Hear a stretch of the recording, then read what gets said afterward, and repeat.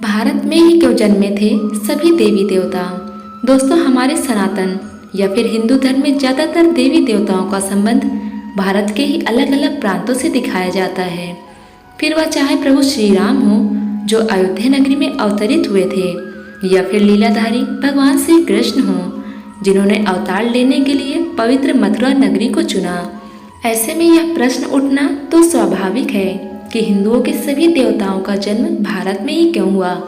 तो दोस्तों, इस प्रश्न का उत्तर जानने के लिए बने रहे हमारे साथ इस वीडियो के अंत तक। दोस्तों, यह समझने के लिए कि हिंदू देवी देवता भारतवर्ष की इस पावन धरती पर ही क्यों अवतरित हुए, सबसे पहले हमें भारत के प्राचीन इतिहास पर नजर डालनी पड़ेगी, जिसका उल्लेख हमारे पौराणिक ग्रंथों में भी मिलता है। दरअसल भारत जो स्वरूप आज हम देख रहे हैं और हमें ऐसा लगता है कि भारत इतना ही बड़ा है, हजारों साल पहले यह ऐसा नहीं था, बल्कि पृथ्वी के इस सबसे बड़े भूभाग को प्राचीन काल में जम्बू द्वीप के नाम से जाना जाता था। मार्कंडेय पुराण में वर्णन है कि जम्बू द्वीप का फैलाव उत्तर और दक्षिण के बजाय मध्य के क्षेत्र में ज्यादा था और उसे फैलाव क्षेत्र को मेरुवर्ष या फिर इलावर्त नाम से भी जानते थे। इलावर्त पहले चक्रवर्ती सम्राट पुरुरवा की मां का नाम था। इलावर्त के केंद्र में पहाड़ों के राजा सुनहरे मेरु पर्वत था। मेरु पर्वत के शिखर पर भगवान ब्रह्मा का विशाल नगर है जो ब्रह्मपुरी नाम से विख्यात रहा। ब्रह्मपुरी के आसपास 8 और भी शहर बताए गए, जिसमें से एक भगवान इंद्र का और 7 दूसरे देवी देवताओं के बताए गए हैं। इसी संदर्भ में हमें एक और मत त्रेता युग से जुड़ा हुआ मिलता है, जिसमें यह उल्लेख है कि भगवान राम के काल की हजारों वर्ष पहले प्रथम मनुष्य शंभु के पौत्र और प्रियव्रत के पुत्र इस भारतवर्ष को बसाया था, पर तब इसका नाम कुछ और था। जो यह सोचते हैं प्रभु श्री राम के अनुज भरत के नाम पर हमारे देश का नाम भारतवर्ष पड़ा, उनको बता दें कि इसके पीछे भी हमें अलग अलग मत अपने धर्म ग्रंथों में मिलते हैं। वायु पुराण के अनुसार महाराज प्रियव्रत का खुद का कोई पुत्र नहीं था, इसलिए उन्होंने अपनी पुत्री के पुत्र यानी कि अपने पौत्र को गोद ले लिया था, जिसका लड़का नाभि था। नाभि की पत्नी मेरु देवी से जो पुत्र पैदा हुआ उसका नाम ऋषभ था। इन्हीं राजा ऋषभ के पुत्र भरत हुए। उन्हीं के नाम पर हमारे देश का नाम भारतवर्ष पड़ा। साथ ही एक और प्रचलित मत यह भी है कि पुरुरवा के राजा दुष्यंत और शकुंतला के पुत्र भरत के नाम पर हमारे देश का नाम भारतवर्ष पड़ा, जिसके बारे में आपने भी कभी सुना होगा। हालांकि तब का भारत, जिसे आज के कुछ मनुष्य अखंड भारत भी कहते हैं, उसका भौगोलिक क्षेत्र बहुत ज़्यादा विस्तृत था और इसमें वर्तमान समय में कई देश जैसे पाकिस्तान, अफगानिस्तान, श्रीलंका, बांग्लादेश, भूटान, नेपाल, ईरान, इराक और चीन का कुछ भाग इन सभी के अंतर्गत आता था। यही अखंड भारत आर्यवर्त के नाम से भी प्रसिद्ध था। और दोस्तों, ऐसा नहीं है कि हिंदू मंदिर सिर्फ भारत में ही देखने को मिलते हैं।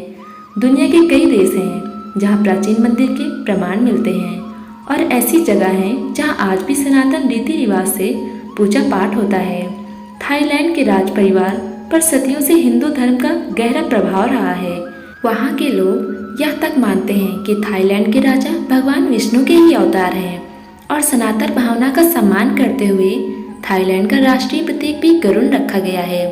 इंडोनेशिया के जावा में ब्रह्मानान मंदिर प्राचीन जावा का सबसे विशाल हिंदू मंदिर है। यह मंदिर खास तौर पर ब्रह्मा, विष्णु और महेश को समर्पित है। इस मंदिर को यूनेस्को ने विश्व धरोहर की सूची में भी शामिल किया है। मंदिर में त्रिदेव के साथ ही उनके वाहनों के भी मंदिर मिलते हैं और ऐसा माना जाता है कि इस मंदिर का निर्माण 9वीं सदी के आसपास हुआ था। इसके अलावा बाली में पुरातमन सरस्वती मंदिर और जावा में स्थित सिंगसरी शिव मंदिर भी मौजूद है, जो इस बात का प्रमाण है कि अखंड भारत काफी दूर तक फैला हुआ था और हिंदू धर्म की रीति सिर्फ उस भारत से नहीं निकली है, जैसा हमें आज के समय में नजर आता है। दोस्तों, मैक्सिको में एक खुदाई के दौरान भगवान गणेश और माँ लक्ष्मी की प्राचीन प्रतिमाएं मिली थी। जानकार मानते हैं कि मैक्सिको शब्द संस्कृत के मक्षिका शब्द से ही आता है और मैक्सिको में ऐसे हजारों प्रमाण मिलते हैं जिनसे यह सिद्ध होता है कि हिंदू धर्म की पहुंच यहाँ तक थी। स्पेन में हजारों वर्ष पुराना एक मंदिर है जिस पर भगवान विष्णु की प्रतिमा अंकित है और दोस्तों कुछ वर्ष पहले ही रूस के वोल्गा प्रांत में भगवान विष्णु की मूर्तियां मिली थी और इतिहासकारों के मुताबिक यह मूर्तियां 7वीं और 10वीं सदी के बीच की थी। यह गांव 17 साल पहले एक प्राचीन और विशाल शहर हुआ करता था।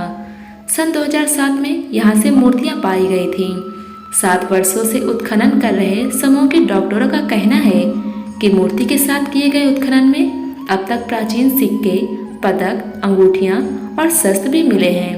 कंबोडिया में भी बड़ी संख्या में हिंदू और बौद्ध मंदिर देखने को मिलते हैं, जो इस बात का जीता जागता उदाहरण है कि कभी यहाँ भी हिंदू धर्म अपने चरम पर था। यह भी माना जाता है कि पहली सदी में कौंडिन्य नामक एक ब्राह्मण हिंद चीन में हिंदू राज्य की स्थापना की थी और इन्हीं के नाम पर कंबोडिया बना।